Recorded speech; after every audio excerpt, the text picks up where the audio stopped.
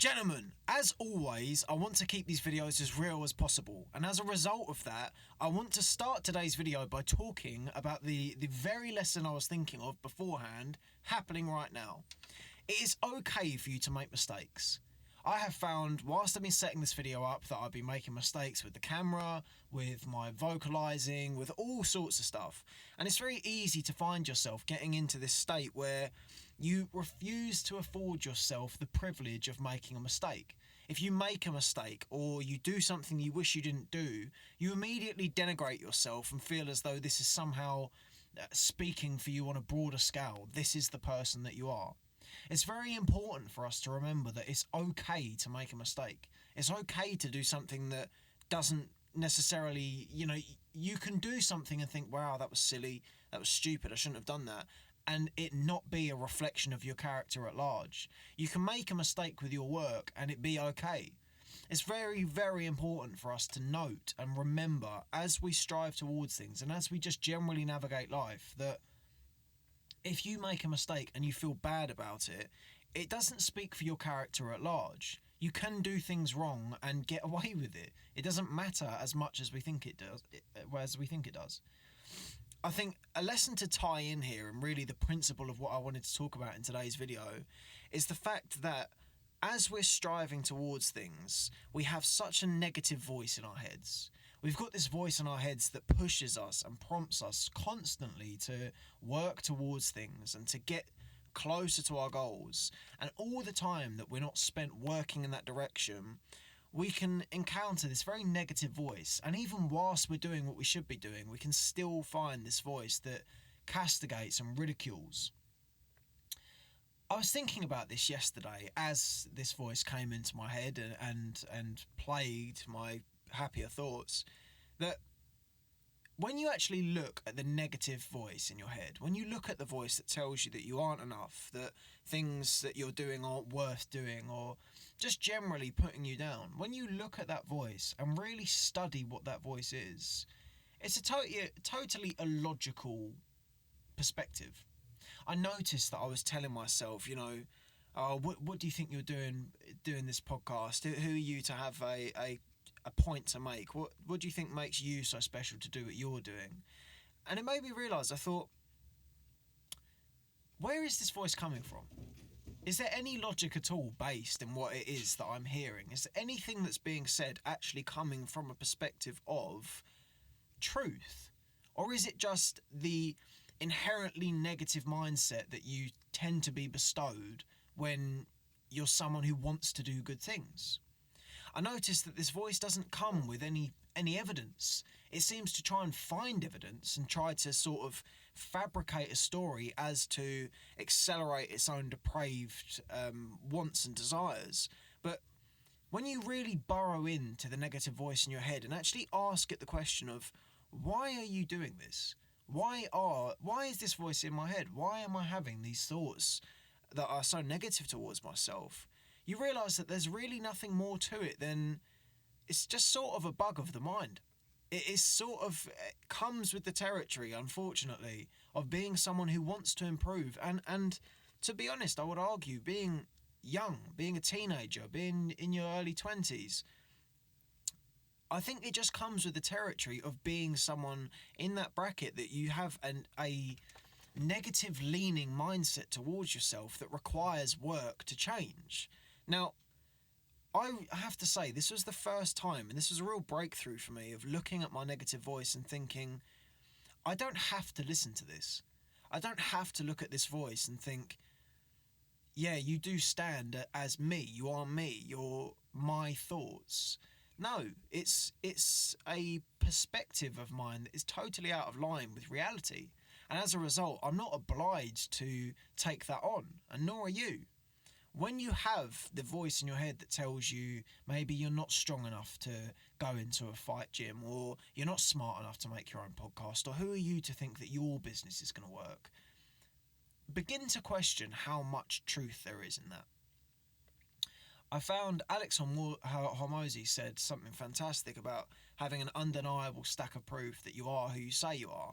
Now, this absolutely helps. It definitely helps to know that you can look around and you can think, well, I might have this negative voice that's telling me that I'm not good enough or that I can't do this, but what is actually happening? What is reality? I think this is where we can lose base with ourselves tremendously on our mental aspect, because we just don't check in with ourselves. We don't really look and go, well, I'm telling myself that I'm not good enough, but everything else is saying that I'm doing pretty well. You know, my house is in order. So why have I still got this voice? And then you can begin to question on that front. Well, if everything is totally opposite to what my voice in my head tells me, how much truth is there in that voice? And if the truth is not there, then why am I listening to this? Why am I letting this voice go and just run riot in my head? I've noticed that the negative mindset, or rather the voice in your head that is hurtful and denigrating to yourself, is not at all based in logic.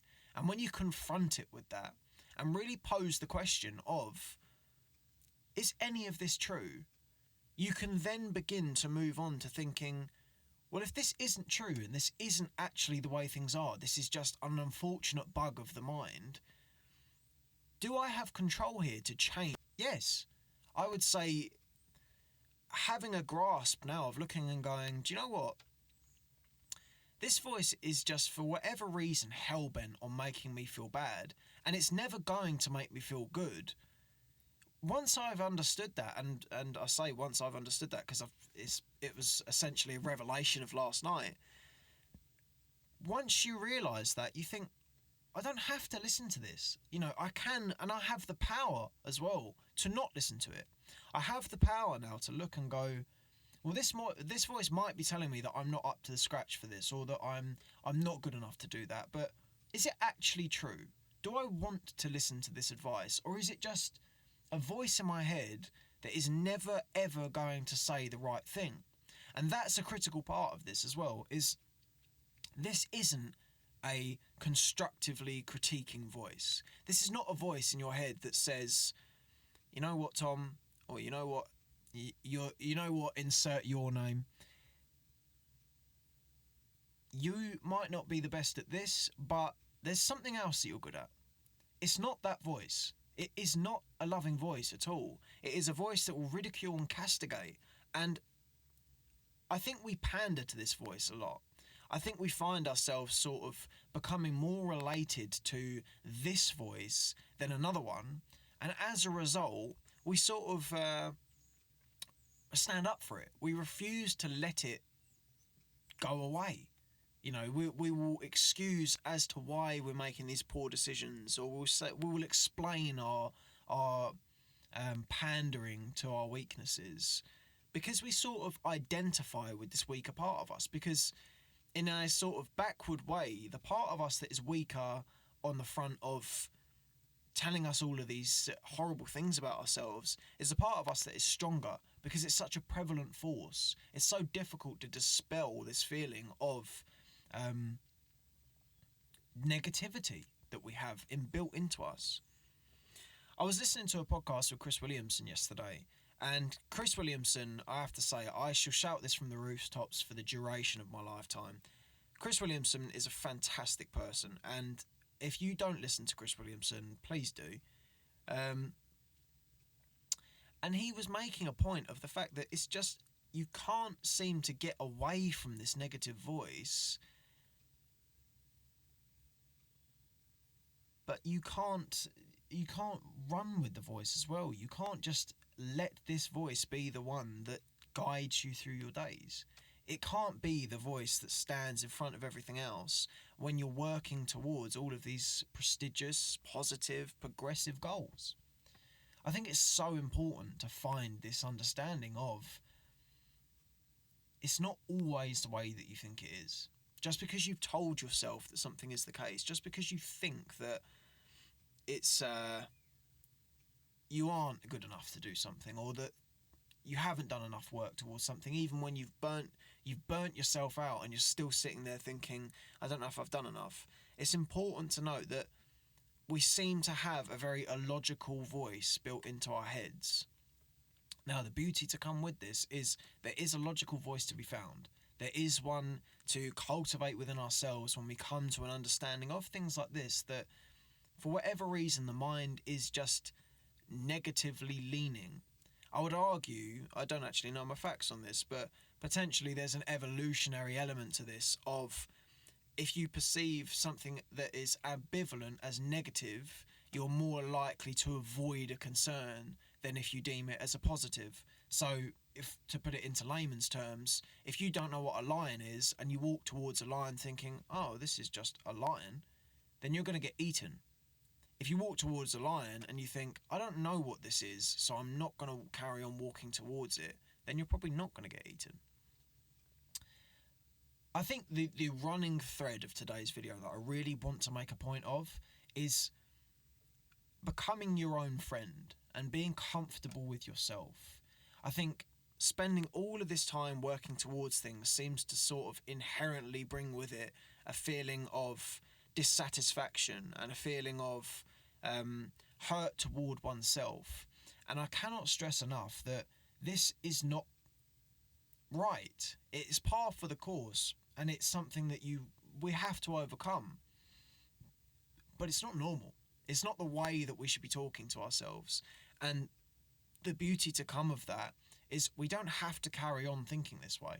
Once we can get a concept and get a grasp of the fact that why am I telling myself that I'm not good enough to do something? I thought I, of all people, should be here for me. And that's the thing, is I sort of went off the plot a little bit ago with Chris Williamson, and I've got it back, of being your own best friend, of speaking to yourself as though you were your friend. You wouldn't provide your best friend who's trying as much as they can with no room for error at all and say, how did you get that wrong? What? You're not good enough to do that. You'd never say that to them, because you understand from an outside perspective that, someone's trying. They're trying to do the best of that they can do, and just keep going. And I think we don't provide ourselves with that luxury. We don't let ourselves think, you know what, I'm trying to do something good, and maybe I'll make mistakes. Maybe there'll be times where I don't do exactly what it is that I want to do, but I'm still trying. And each day I'm still working towards that thing, and that's a positive. This ties in with another thing of, I frequently find myself doing work, study, podcast, whatever, and I will have this sort of residual voice in my head, no matter how much I do, that will say, you probably could have done more. You could have done more. And it doesn't ever seem to say, well done for doing what you've done. And the reason I bring this up is because I think this is something that so many people suffer with. I think so many people find themselves in a position where they just can't seem to do enough work. And it's because the angle is flipped in totally the wrong direction. You don't look and think, do you know what? I didn't even feel well today, and I still got that work done. Or, I didn't actually have that much time today, and I still did that. Or maybe it just wasn't, maybe it's just one of those days, heaven forbid you have one of those days. And I just didn't do as much today. And that's all right, because my North Star is still in the right direction. I think we can get so bound up in sort of the incremental details and the day-to-day stuff that we really forget the bigger picture. Joe Rogan has a fantastic quote about building a mountain with layers of paint, in relation to just incremental progress, the compounding effect, doing one thing every single day. I don't think we really pay attention at all a lot of the time to the fact that if you do 10 minutes of reading a day, if you do a bit of exercise a day, if you take your life even remotely seriously every single day, you will create something. You don't need to bust the gut today and every day that follows. You need to just keep yourself in the right vicinity, working towards the right direction. I think when we lose sight of how important it is to just keep trying, keep going towards at least the right direction, even if on one day you do 1 page of reading, you still decided that today, no matter what, you wanted to improve. I think The minute we can start flipping our perspectives and looking at how am I as a person, how am I on a broader scale as someone who wants to get things done and wants to live a good life, am I doing that? Am I most of the time doing the right thing? Yes. Well, if that's the case, when you make a mistake, it doesn't matter as much as you think it does. It really doesn't.